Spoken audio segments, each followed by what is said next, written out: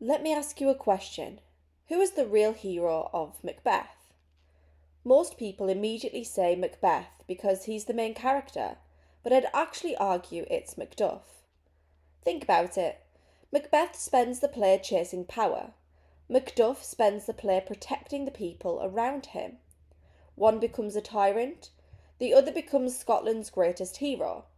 By the end of this video, you'll understand why Shakespeare created Macduff, the key questions and quotations you will need, and the grade 9 ideas that will set you above all others. So who was Macduff? He's the Thane of Fife, a Scottish nobleman and one of the most respected characters of the play. But that's the only part of the story. Macduff represents everything Macbeth slowly stops being. He's loyal, honest, and driven by a sense of duty rather than personal ambition.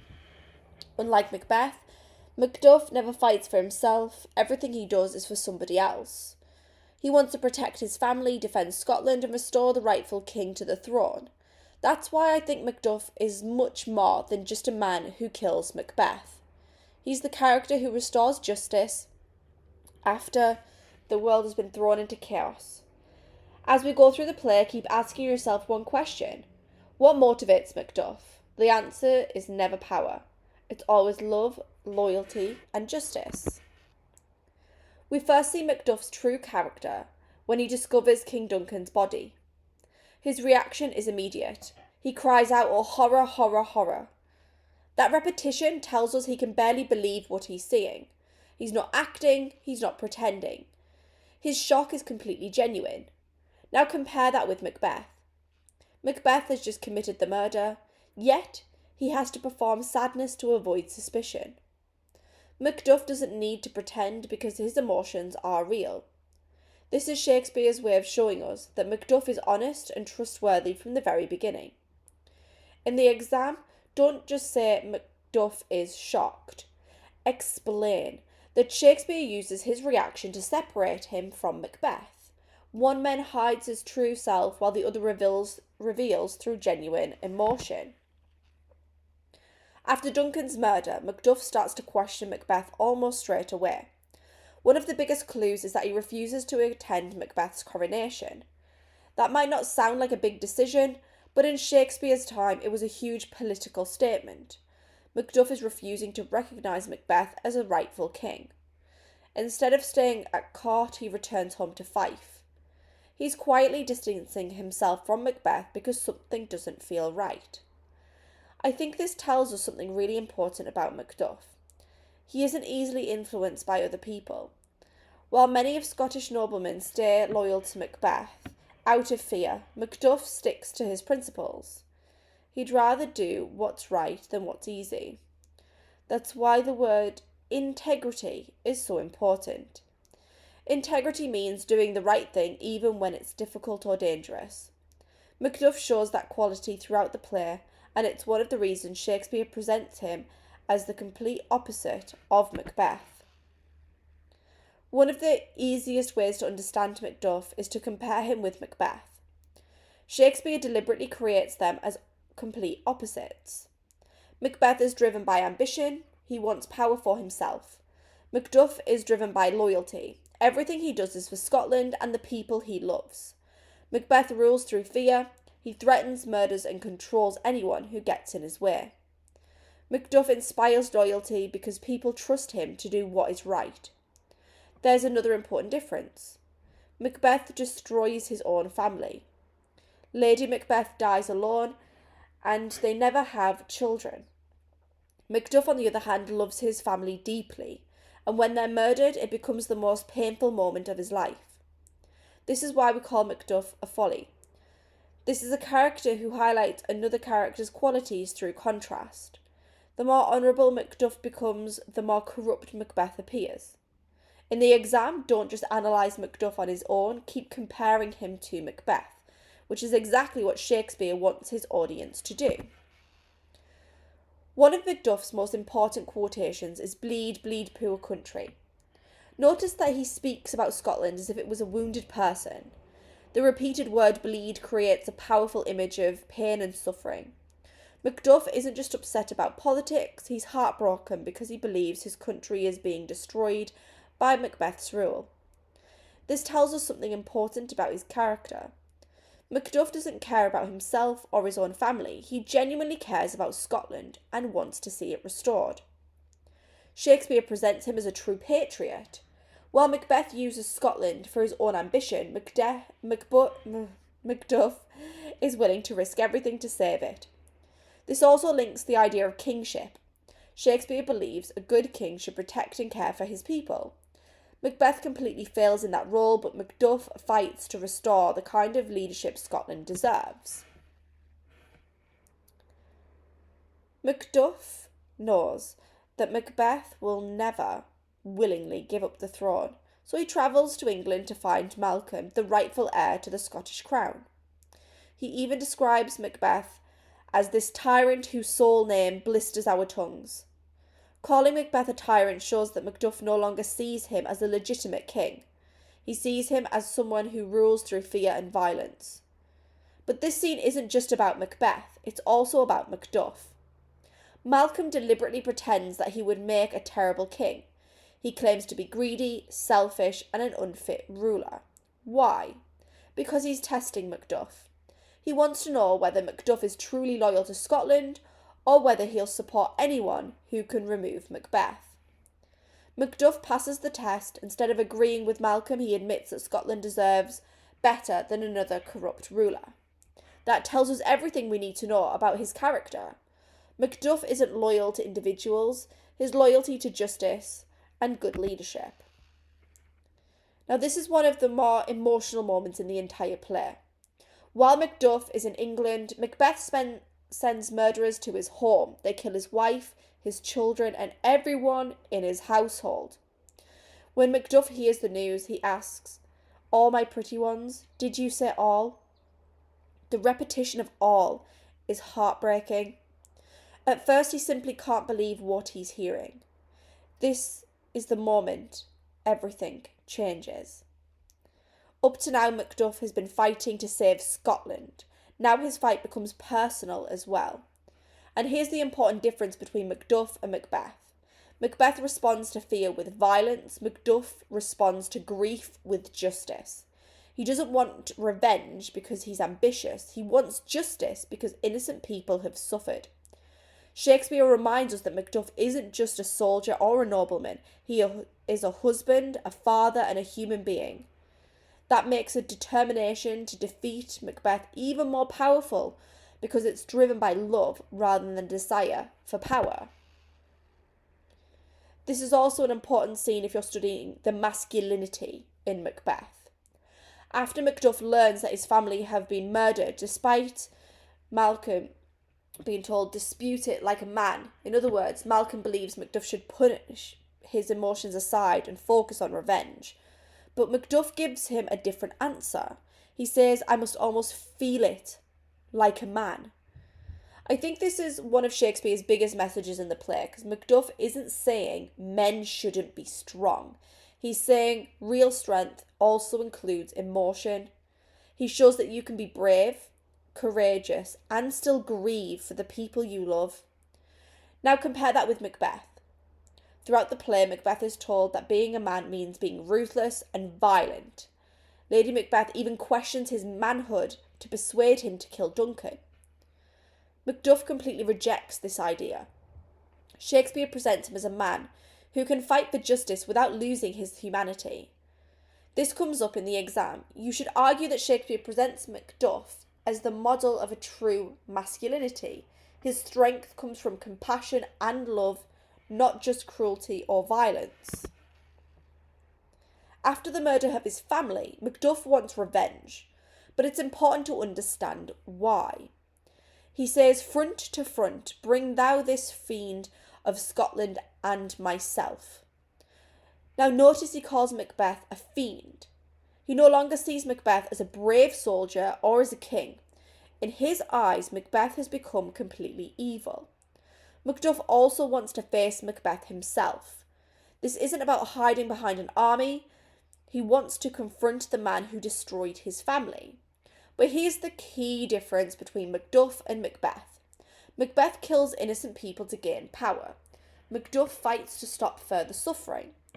His revenge isn't driven by ambition or greed, it's driven by justice. He wants to end Macbeth's tyranny so that nobody else has to experience the pain he has suffered. That's why Shakespeare still presents Macduff as a heroic character. His violence isn't selfish, it's necessary to restore peace to Scotland. That's why Shakespeare still presents Macduff as a heroic character, and by the end of the play, Macduff has become more than a true hero of Macbeth. He's brave enough to face Macbeth, even though Macbeth believes the witches have made him impossible to kill. His loyalty to Duncan, to Malcolm, and most importantly to Scotland. He's just because everything he does is about restoring the rightful king and ending Macbeth's tyranny. He's selfless because he never fights for personal power. Unlike Macbeth, Macduff has no interest in becoming king. He simply wants Scotland to be safe. And I think that's what makes Macduff such a powerful character. Shakespeare doesn't present him as perfect. He does make mistakes, he experiences grief, and he struggles with loss. But despite everything he goes through, he never abandons his values. In many ways, Macduff is the hero of Macbeth. Both the brave warriors, but one uses his strength to protect others. If you're writing about Macduff in the exam, remember this idea. Shakespeare presents him as a hero because he always puts justice, loyalty, and the needs of others before himself. Now we come to one of the biggest twists in the entire play. The witches tell Macbeth that none of woman born shall harm Macbeth. Macbeth believes this means he's impossible to defeat, so becomes overconfident. But during their final battle, Macduff reveals Macduff was from his mother's womb untimely ripped. In other words, Macduff was born by caesarean section. Technically, he wasn't born of woman. This is Shakespeare's way of showing that the witches never actually lied. They told the truth, but they told it in a way that Macbeth misunderstood. That's why this moment is so important. Macbeth doesn't lose because fate betrays him. He loses because he becomes too confident and assumes he understands the prophecy. You could even argue that Shakespeare is warning us not to let pride blind our judgment. Macbeth hears what he wants to hear, and that mistake ultimately leads to his death. The final battle brings the whole play to a conclusion. As Macduff challenges Macbeth, he calls him Hellhound. That's a powerful insult because it compares Macbeth to creatures of evil rather than a human being. By this point, Macbeth has completely lost the respect of his people around him. He's no longer seen as a brave soldier or a rightful king, but a tyrant. When Macduff kills Macbeth, he's doing much more than defeating one man. He's ending a reign of fear and restoring justice. He gives Scotland a chance to rebuild under Malcolm's leadership. In Shakespeare's time, people believed that killing a rightful king disrupted the natural order of the world. By defeating Macbeth, Macduff restored that order. That's why the ending feels so satisfying. Justice finally catches up with Macbeth, and Scotland can begin to heal. Now let's take a step back and look at Macduff's journey through the play. He begins a loyal Scottish nobleman who discovers Duncan's murder and immediately reacts with genuine horror. As Macbeth becomes king, Macduff quietly begins to question him. He refuses to attend the coronation and eventually joins Malcolm to help remove Macbeth from the throne. Then tragedy strikes and Macbeth murders Macduff's wife and children, turning his fight from Scotland into a deeply personal mission. And finally, Macduff confronts Macbeth, fulfills the witch's prophecy and restores peace to Scotland. What's interesting is that Macduff never loses sight of his values. He experiences grief, anger, and heartbreak, but he never becomes corrupt. That's why key differences between Macduff and Macbeth. They suffer, they fight, they are brave, but only one keeps their honour. And I think Shakespeare's message is that real heroes aren't the people who seek power, they're the people who use their strength to protect others. If you're aiming for the top grades, don't just describe what Macduff does. Explain why Shakespeare creates him. One interpretation is that Macduff is the agent of justice. Throughout the play, Macduff seems unstoppable, But Shakespeare reminds us that tyranny never lasts forever. In the end, justice catches up with him. Another interpretation is that Macduff represents true masculinity. Unlike Macbeth, he isn't afraid to show emotion. Shakespeare suggests that real strength isn't about hiding your feelings, it's about helping and having the courage to face them. You could also argue that Macduff is the protector of Scotland. He risks his own safety to save his country and restore the rightful king. Finally, some students argue that Macduff is chosen fate. His unusual birth allows him to fulfill the witch's prophecies and defeat Macbeth. Whether you see this as fate or divine justice, it makes Macduff one of the most capable people to end Macbeth's reign. You don't need to include every interpretation in your essays. One thoughtful, well-developed idea can make your analysis stand out. If you're revising the night before your exam, these are the quotations I'd focus on. "Oh, horror, horror, horror," shows Macduff's genuine shock and honesty. "Bleed, bleed, poor country," shows his love for Scotland and his desire to protect it. "This tyrant whose sole name blisters our tongues," shows how completely Macbeth has lost the respect of his people. "All my pretty ones," did you say all, captures the overwhelming grief of losing his family. "I must also feel it as a man," is one of the best quotations for writing about masculinity and emotion.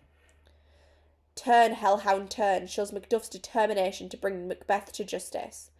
And finally, "untimely ripped." This is the quotation that fulfills the witch's prophecies and leads directly to Macbeth's defeat.